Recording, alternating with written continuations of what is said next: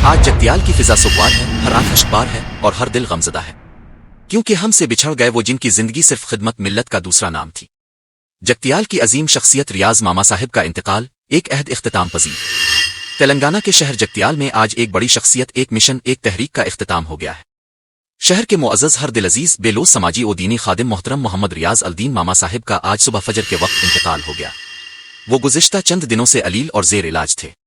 ریاض ماما صاحب صرف جگتیال نہیں بلکہ ملت اسلامیہ کے لیے ایک چراغ رہ ہدایت تھے۔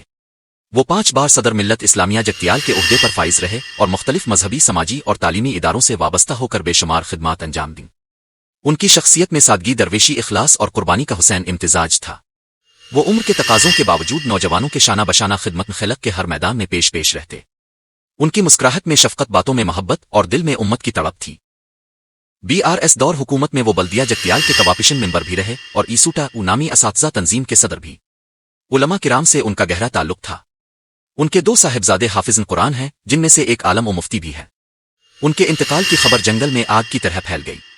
ہر مکتب فکر کے لوگ بلا لحاظ مذہب و ملت ان کی رہائش گاہ پر پہنچے اور ان کے آخری دیدار کے لیے اشکبار نظروں کے ساتھ جمع ہوئے۔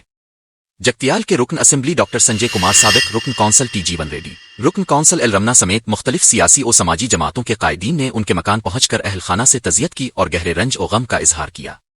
ان کی نماز جنازہ آج بعد نماز ظہر 1:30 جامع مسجد جگتیال میں ادا کی جائے گی، جبکہ تدفین قدیم قبرستان مسجد مقبرہ کے متصل انجام دی جائے گی۔ ان کے پسماندگان میں 3 بیٹے اور 2 بیٹیاں شامل ہیں۔ ریاض ماما قوم کا سرمایہ تھے، ان جیسی شخصیات صدیوں میں پیدا ہوتی ہے۔ ان کی خدمات کو یاد رکھنا، ان کی اقدار کو اپنانا اور ان کی روشنی کو آگے بڑھانا ہم سب کی ذمہ داری ہے۔ اللہ تعالیٰ ان کی کامل مغفرت فرمائے، ان کی قبر کو نور سے بھر دے اور جنت الفردوس میں اعلیٰ مقام عطا فرمائے۔ آمین۔